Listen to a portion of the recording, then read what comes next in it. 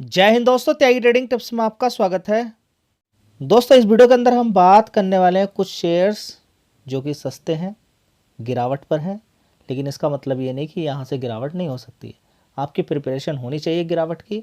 Recommendation किसी भी share की नहीं है, लेकिन तरीका मैं आपको बताता रहता हूँ कि पर्टिकुलर किसी मजबूत कंपनी में गिरावट की प्रिपरेशन आपकी होनी चाहिए, तेज़ी की भी प्रिपरेशन होनी चाहिए।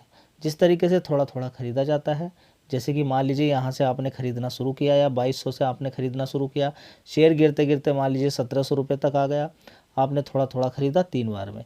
इसी तरीके से शेयर मान लीजिए कि पहुँच जाता है 3000 रुपये, और 3000 से धीरे धीरे 3500 रुपये तक पहुँच जाता है एग्जाम्पल के तौर पर। तो 3000 पे कुछ माल बेच दिया, कुछ माल 3200 पे बेच दिया, कुछ 3500 पे बेच दिया। ये तरीका होता है स्टॉक मार्केट में काम करने का। जो सीख जाते हैं वो स्टॉक मार्केट से लड़ जाते हैं, और जिनको लगता है कि सब कुछ आसान है तो फिर वो उनका मालूम ही है कि कहाँ का रास्ता उनको देखना होता है। जिनको एक एक दो दो हज़ार मारने की आदत है ना, और जिनका घमंड टूटा नहीं है, उनका घमंड स्टॉक मार्केट तोड़ देगा गिर के। जब वे कहेंगे नहीं, मुझे तो उम्मीद थी कि 5-10% ही गिरता और वहाँ से गिर गया 40%, तब आपको समझ में आएगा कि स्टॉक मार्केट के अंदर ये कहना कि गिरावट नहीं होगी बड़ी गलती हो जाएगी, और आगे से आप हाथ जोड़ के यही कोशिश करेंगे कि मैं गिरावट पे ही खरीदूँगा। ऐसी गिरावटें होती रहती हैं। ये रीजन है ईरान की, इजराइल अमेरिका की लड़ाई यहाँ पर चल रही है, और ये लड़ाई जब तक ख़त्म नहीं होती तो ये सारा खेल देखिए, अगर ये लड़ाई कहीं और शिफ्ट हो जाती है, रसिया यूक्रेन की लड़ाई चल रही थी ठीक है, दूसरे पूरा यूरोप भी अमेरिका भी हथियार दे रहा था, वो भी देखिए मार्केट अपने अकॉर्डिंग काम कर रहा था। लेकिन अभी जो शिफ्ट हो रहा है ये अरब कंट्रीज़ के अंदर, ईरान यहाँ पर अपना मूड कुछ अलग ही दिखा रहा है। ईरान पूरा कंट्रोल करने की कोशिश कर रहा है, तेल को कर तो रहा है वो तेल को कंट्रोल लेकिन कुछ उल्टा भी हो सकता है ईरान के साथ। उसको ये समझना चाहिए कि वो जो इस समय कर रहा है, पूरी दुनिया को इस समय मौत के मुंह में जो डाल रहा है ईरान, वो गड़बड़ कर रहा है। देखिए, लड़ाई है वो अपने से लड़ाई करे, जो यहाँ पर करने की कोशिश कर रहा है इसमें इंडिया भी परेशान है। सबसे ज़्यादा तो पाकिस्तान यहाँ पर है, इसके अलावा चाइना भी यहाँ पर परेशान है। सारे कंट्रीज़ ने तेल के रेट बढ़ा दिए हैं, और पाकिस्तान का तो बुरा हाल कर ही देगा ईरान, क्योंकि वहाँ पर तेल पहुँचेगा नहीं है। जब तेल नहीं पहुँचेगा तो क्या हाल होगा वो समझ सकते हैं। अगर इसी तरीके से तेल को रोक के रखता है तो बड़ी दिक्कतें हो जाएंगी, लेकिन इंडिया के पास ऑल्टरनेट है क्या, कि वो रसिया से तेल ले सकता है। समझ में आता ही है। चलिए देखते हैं आगे क्या होता है। अभी सिर्फ हम सोच ही सकते हैं, आगे क्या होगा क्या नहीं होगा वो समय ही बताएगा कि ईरान यहाँ पर हारेगा, इजराइल हारेगा, अमेरिका हारेगा, या इजराइल और अमेरिका दोनों अच्छे से ईरान को खुराक देने वाले हैं, या फिर ईरान अच्छे से बड़ा नुकसान करने वाला है इन दोनों कंट्रीज़ का। वो समय बताएगा, डिपेंड करेगा कि किसकी पावर कैसी है। यहाँ पर चाइना और रसिया कितना सपोर्ट कर देते हैं ईरान को, या फिर उत्तर कोरिया भी वहाँ पर आ जाता है, या फिर ईरान के पास कैसी कैसी मिसाइल है और वो कहाँ कहाँ पर अटैक कर सकता है। समझ में आता गई है। चलिए, फ़िलहाल अमेरिका को अच्छी खासी खुराक मिल रही है, और साथ में ईरान को भी।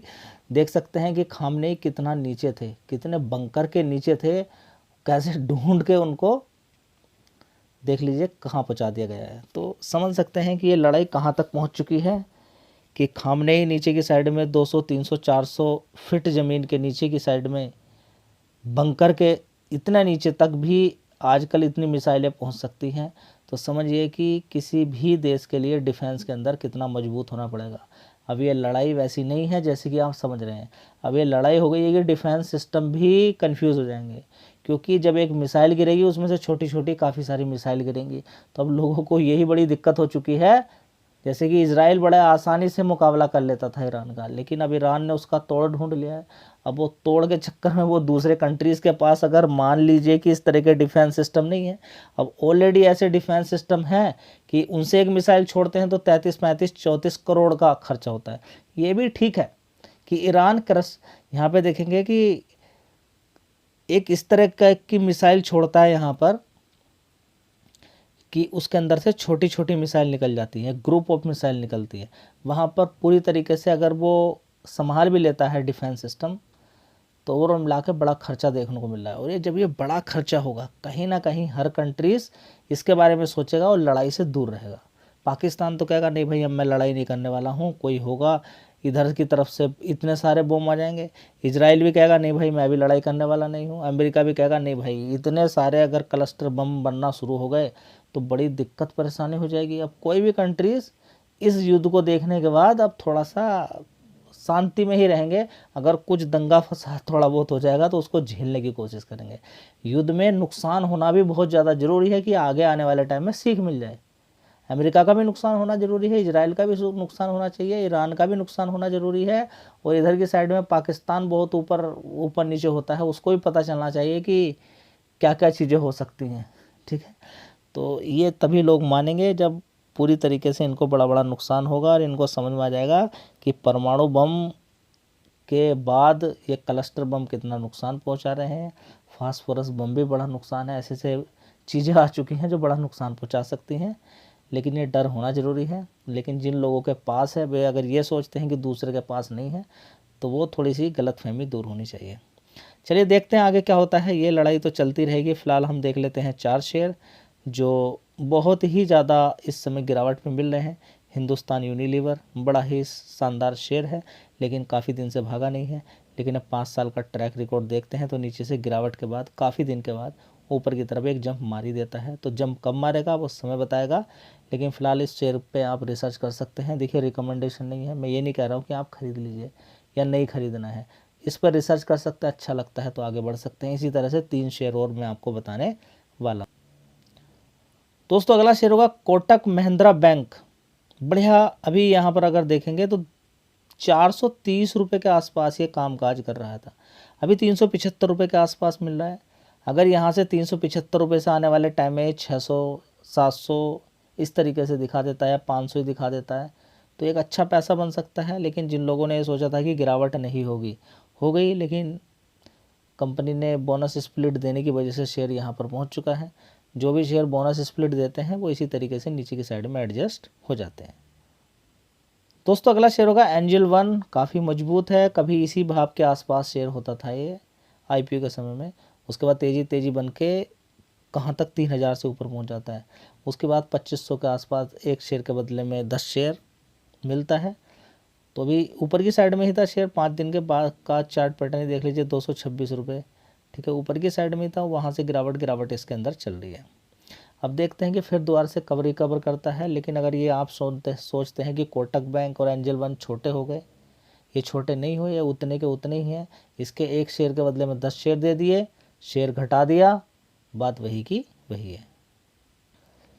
दोस्तों अगला शेयर होगा स्विगी। 282 रुपये के आसपास है। ये काफ़ी ऊपर की तरफ गया था। तब मैंने आपसे बोला था जब ये आईपीओ का भाव था कि ऊपर इतना ज़्यादा टिक नहीं पाएगा। एक बार ज़बरदस्त गिरावट 313, उसके बाद एक अच्छी खासी तेज़ी।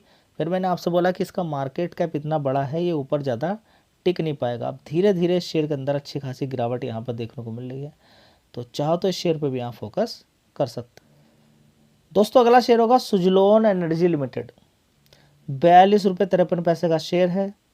हाई आप देख सकते हैं कि कहाँ से गिरा हुआ है, 74। और थोड़ा सा पहले चले जाएं तो देखेंगे आप कि ये शेयर नीचे 20-30 रुपये के आसपास शेयर होता था, यहाँ पर 6 रुपये 7 रुपये। और थोड़ा सा पहले चले जाएं तो 4 रुपये 5 रुपये के आसपास था 2021 में। इसी तरह से आप देखेंगे 2022 में 6 रुपये, और 2023 में भी अगर हम देखने की कोशिश करते हैं तो 8 रुपये का शेयर था। 8 रुपये सीधा 83 रुपये मार देता है, लगभग 7 गुना पैसा। 7 गुना करने के बाद आपको समझ में आ जाना चाहिए कि गिरावट कितनी होती है। अभी भी देखेंगे कि 8 रुपये के अकॉर्डिंग देखें तो अभी भी 4-5 गुना पैसा इसने बना के दे के रखा हुआ है। तो बड़ा प्लेयर अगर 8 रुपये पे या 7 रुपये पे खरीदता है और वो 42 रुपये के आसपास अपना बड़ा मोटा पैसा निकालता है, तब भी शेयर के अंदर गिरावट हो सकती है। लेकिन हाँ, जिनका जोश था, जिनको खरीदने का मन था, वो शायद उनके लिए अच्छा प्राइस यहाँ पर हो सकता है। चाहो तो शेयर पर भी आप फोकस कर सकते हैं।